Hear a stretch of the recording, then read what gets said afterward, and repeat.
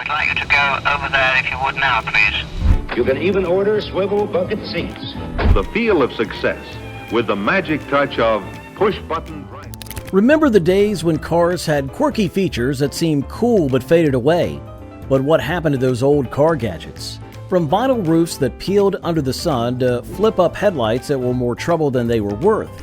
Join us as we uncover 14 useless old car features that faded into history.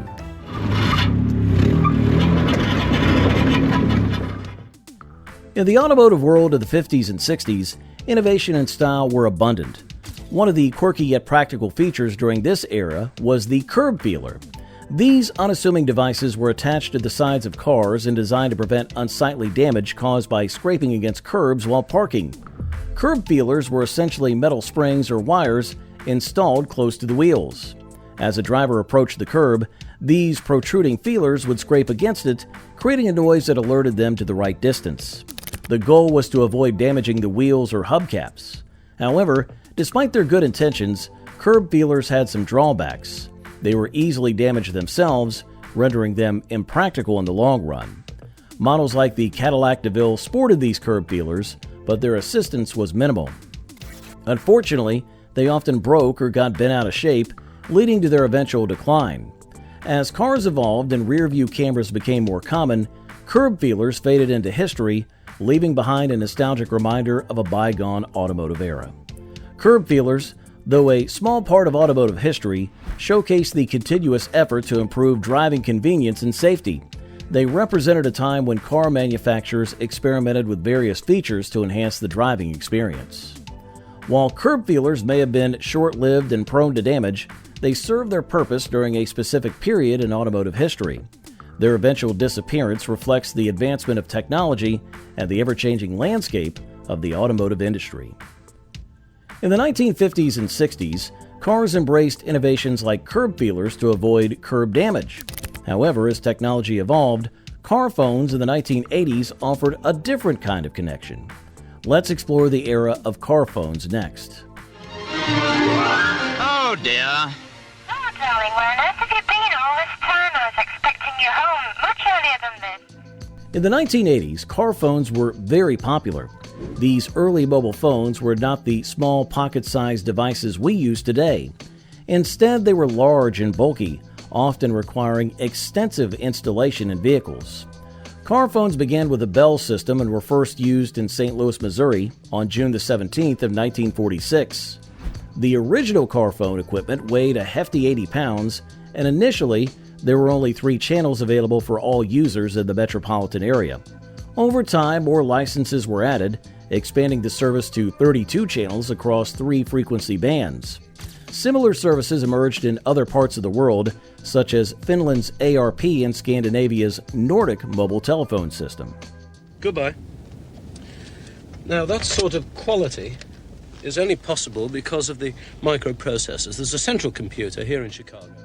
Car phones were more of a status symbol than a practical feature. Their poor reception and limited coverage made them less reliable than landline phones. Installing a car phone involved complex wiring and external antennas, making it a luxury reserved for the wealthy. People were fascinated by the idea of making calls to their cars, but the reality often fell short due to technical limitations. And Patricia Kwame of Los Altos, California, has already sold 45,000. As the 1990s arrived, mobile phones began to evolve rapidly. They became smaller, more affordable, and offered better reception. The mobile phone boom of the 1990s shifted the tide. People preferred the convenience of handheld mobiles over cumbersome car phones. By the mid-90s, car phones had become less common, and in-car mobile phone integrative technologies like Bluetooth further diminished their appeal. Car phones paved the way for cellular communication, but their legacy lies in nostalgia rather than practicality. Chrysler Corporation's new push-button PowerFlight automatic transmission. Here's how terrifically it's going over with America's car market. From 1956 to 1965, Chrysler Corporation introduced a unique innovation in automotive technology, the push-button automatic transmission. This system replaced the traditional gear shift lever with a set of buttons, offering what seemed like a futuristic alternative to manual gear changes. Initially, Chrysler launched a 2-speed version called the Power Flight, which was later upgraded to a 3-speed version known as the Torque Flight. In Plymouth showrooms, push-button Power Flight gets the nod, especially from the women who enjoy its convenience and ease of operation. The public was fascinated by this space-age feature, with many feeling that pushing buttons to shift gears was like something out of a science fiction movie. However, the reality was less impressive. Many drivers found the buttons confusing, especially those who were used to the conventional gear lever. The buttons also had a tendency to stick, leading to frustration among users. Despite the initial excitement, the push-button transmission introduced unnecessary complexity to driving. Maintenance and repairs were difficult due to the intricate mechanisms behind the buttons. As the 1960s progressed, car manufacturers realized that simpler and more reliable gear shifts were preferable. By 1965, push-button transmission had lost its appeal, and lever-controlled automatic transmissions became the norm. Chrysler eventually phased out the push-button system, and other automakers followed suit, recognizing that straightforward controls were more user-friendly. The fascination with Chrysler's push-button transmission in the 60s promised a futuristic driving experience, but fell short due to its complexity. Early voice alerts, like those in the Chrysler LeBaron, attempted to revolutionize driver interaction by integrating spoken notifications for various vehicle functions. Let's explore how this innovation aimed to enhance the driving experience. Your engine oil pressure is low. Prompt service is required. In the 1980s, car manufacturers began experimenting with voice alert systems to improve driver safety and convenience. One of the first cars to feature this technology was the Chrysler LeBaron, which had an early version of a voice alert system. These systems aim to give drivers real-time information, such as warnings about low fuel, doors being ajar, and reminders to fasten seatbelts. Initially, drivers found the concept exciting and futuristic. The idea of a car talking to you seemed high-tech. However, the reality was different. The robotic voices used in these systems were not natural or nuanced. Phrases like "door is ajar" or "low fuel level" became annoying, especially on long drives, and many drivers found the alerts more irritating than helpful. The technology of the time was basic. Speech synthesis was not advanced, resulting in monotonous mechanical tones that often distracted drivers as they tried to understand the alerts. By the 1990s, car manufacturers began moving away from voice alerts. Improved visual displays like dashboard icons and digital readouts replaced the need for spoken reminders, which drivers found clearer and more concise. While automated voice alerts eventually faded away, they paved the way for today's advanced voice assistants and infotainment systems. The key takeaway was that technology should enhance the driving experience, not distract from it. Fender skirt from a 1968 Cadillac DeVille convertible. Fender skirts, also known as spats in Australia and the United Kingdom, were pieces of bodywork attached to or part of the fenders. They covered the upper portions of the rear wheels, giving cars a sleek and streamlined look. Major car manufacturers like Chrysler, Nash, and Ford experimented with fender skirts from the 1940s to the 1960s. Initially, the public was fascinated by these additions. They made cars look like elegant floating boats, adding a touch of class to the design. However, they proved impractical as they obstructed access to the rear tires, making tire changes cumbersome. Drivers soon realized that these decorative panels offered no performance benefits, providing only visual flair. Before the 1950s, fender skirts covered almost the entire rear tire, but by the 60s, they only concealed the top portion. Luxury cars, including the Chevrolet Impala, often featured fender skirts, and they were commonly paired with white wall tires to enhance the overall aesthetic. As the 1970s approached, fender skirts began disappearing from mass-market cars as practicality prevailed over style. Drivers wanted easier access to their tires, leading to the gradual phase-out of fender skirts. However, Cadillac Eldorado models held on to fender skirts until the mid-70s, marking the end of an era for these distinctive automotive features.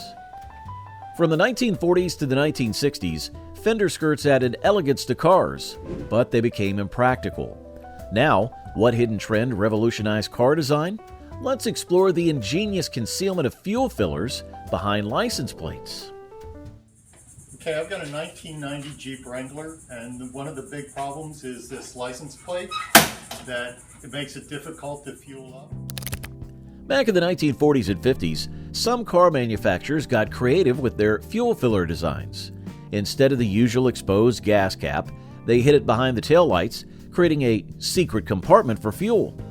The 1941 Cadillac Series 62 was one of the first to do this, cleverly concealing the fuel filler within the taillight housing. Although the light unit itself did not move, it was still a novel idea. Chrysler's Imperial, along with brands like Oldsmobile and Nash, followed with similar designs. Cadillac took it a step further in the late 40s by hinging the entire taillight unit to reveal the gas cap when needed. By the 1960s, this trend had faded, but there was still a way to hide the fuel filler behind a flip-down license plate. Ford pioneered this practice, and General Motors adopted it for many of their 1970s cars. For instance, the 1964 Thunderbird hid the gas cap behind a spring-loaded license plate. This solution became popular among American cars until the 1970s. The decline of hidden fuel fillers was due to practicality issues. They were inconvenient to access, especially for those unfamiliar with the car and prone to damage. Eventually, a ban on center rear fuel fillers sealed the fate of this quirky feature.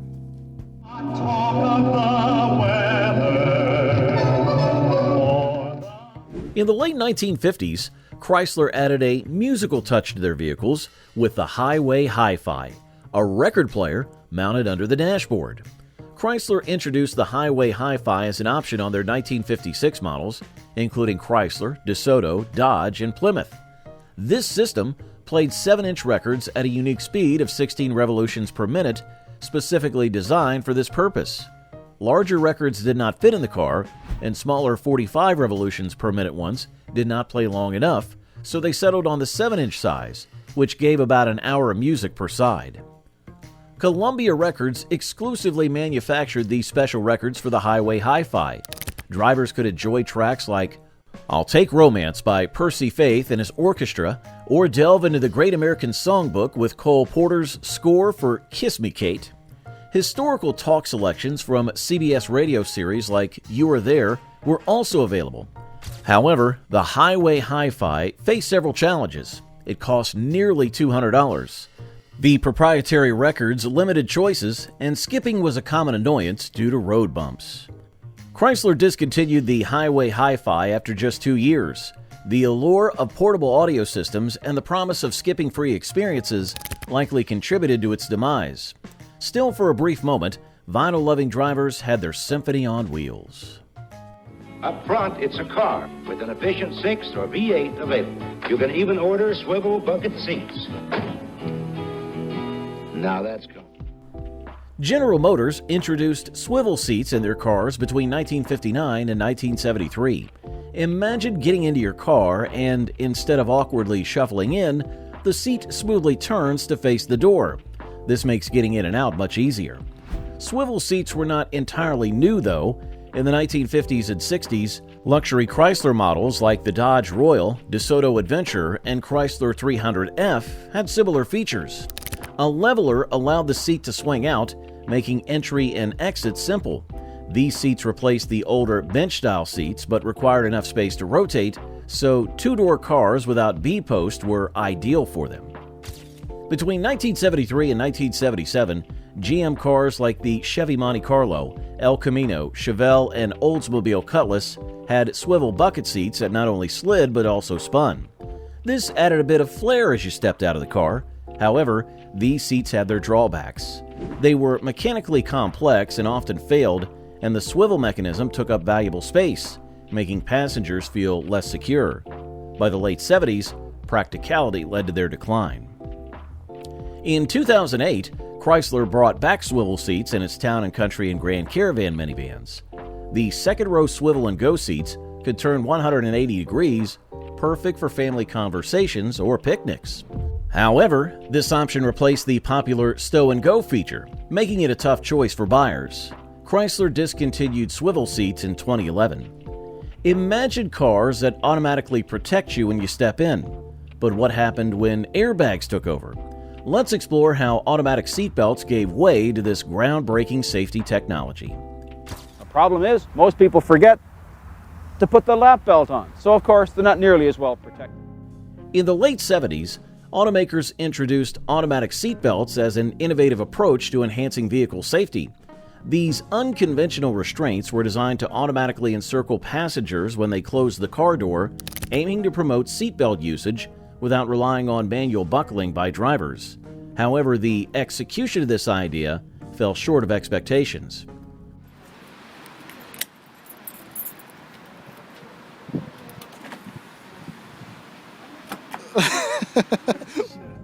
The concept gained momentum during the Carter administration, which proposed legislation requiring either automated seatbelts or airbags in all vehicles by the mid-1980s.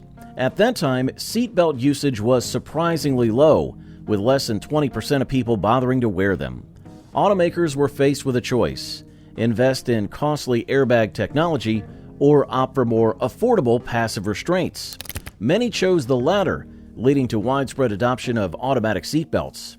By the early 1990s, these peculiar devices had become commonplace. One common design featured a belt mechanism that diagonally traversed the driver's chest, extending from the A pillar alongside the windshield to the B pillar between the front and rear doors. However, this two-point system left the lap belt unsecured, proving riskier than no restraint at all in certain scenarios. Another variant required passengers to maneuver between the belt and the seat, which was clipped directly to the door. The era of automatic seatbelts came to an end with the rise of airbags. Legislation mandated driver-side airbags by the mid-90s, and by 1998, all new vehicles were required to have operational airbags on both driver and passenger sides. The use of seatbelts is not law in all states, but by September, all 1990 cars in the U.S. must be equipped with airbags. The limitation of automated safety harnesses became apparent due to their inconvenience and unreliability, ultimately leading to their decline and eventual disappearance from mainstream vehicle safety features. Believe it or not, this Ford LTD is quieter than the Glider. Quiet is the sound of a well-made car. In the 1950s and 60s, General Motors developed the vibrasonic sound system to enhance the musical experience during car rides. This system aimed to create a unique audio environment by introducing a reverb effect, which produced echoes throughout the car's cabin. General Motors marketed it as a way to simulate the acoustics of a concert hall, turning in a mundane drive into a symphonic journey. The setup included speakers, amplifiers, and reflective surfaces strategically placed to expand the perceived spatial quality of the sound. Initially, car enthusiasts were intrigued by the idea of enjoying their favorite music enveloped in lush reverberations. However, the system's appeal began to wane as practical issues emerged. Many drivers found the reverb effect more distracting than enriching, especially when trying to listen to radio broadcasts or hold phone conversations. The attempt to replicate cathedral-like sound quality clashed with the everyday functionality expected from a car's audio system. The vibrasonic sound system faced significant challenges that led to its downfall. Besides hindering speech clarity, the technology required complex installation processes that often resulted in rattling panels and subpar sound performance. As drivers increasingly sought clarity and simplicity in their car audio setups, the novelty of the vibrasonic system faded. By the mid-1960s, GM quietly discontinued the experiment, marking a shift in car audio technology towards more straightforward and natural sound reproduction systems. As the vibrasonic sound system's allure faded in the mid-1960s, car audio moved towards simplicity. But what innovation awaited cars in the 1940s? Let's explore the Tucker 48's Cyclops Eye headlight and its impact on automotive safety. Preston Tucker's automobile company, the Tucker Corporation of Chicago, built only 51 of its three-headlight, rear-engine torpedoes. The Tucker 48, a pioneering car from the late 1940s, introduced an interesting innovation: the third directional headlight, affectionately nicknamed the Cyclops Eye. Positioned at the center, this headlight would activate when the steering angle reached more than 10 degrees, helping to illuminate the car's path around corners. Despite its novelty, however, it encountered significant challenges. Preston Tucker, the visionary behind the Tucker 48, aimed to create a safer and more technologically advanced vehicle. The introduction of the third headlight was part of his ambitious plan. At the time, laws in 17 states limited cars to no more than 2 headlights, but Tucker pushed the boundaries with his design. Initially, automotive enthusiasts were captivated by the Tucker's futuristic appearance. The swiveling headlight promised enhanced visibility during turns, which sparked intrigue. However, in practice, many drivers found the additional complexity unnecessary. The standard headlights already fulfilled their needs effectively. Despite its innovative spirit, the third headlight struggled to justify its existence. The added mechanical components escalated manufacturing cost, and the perceived benefits did not outweigh these drawbacks. Ultimately, the Tucker 48 faced legal and financial obstacles that contributed to its downfall. All right, now close it.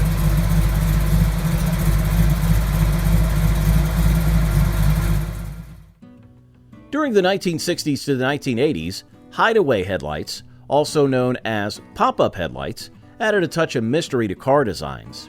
These innovative lights became popular thanks to iconic muscle cars like the Pontiac GTO. The trend actually began much earlier, with the 1936 Cord 810 showcasing retractable headlights at the New York Auto Show. Alfa Romeo's Custom 8C followed suit that same year, proving that combining style with practicality was possible. However, it wasn't until 1962 that power-operated hidden headlights debuted in a production vehicle, the Lotus Elan. Imagine cruising down the road and witnessing your car undergo a transformation. The headlights, previously concealed, suddenly rise like secret agents on a mission. Muscle cars like the Pontiac GTO embrace this dramatic flair, though the novelty came with its challenges. The retractable lights were known for their mechanical quirks. They sometimes failed to deploy when needed or got stuck midway. Repairs were notoriously troublesome and costly, making them a headache for owners. As time passed, concerns over reliability, weight, and complexity led to the decline of hidden headlights. By 2004, iconic models like the Lotus Esprit and Chevrolet Corvette had bid farewell to this era. Projector beams and LED headlamps took over, relegating hideaway headlights to a nostalgic memory in automotive history. From the allure of hideaway headlights that once transformed cars into sleek agents of the night, we shift to the elegance of opera windows. How did these decorative features shape luxury car aesthetics? Let's explore.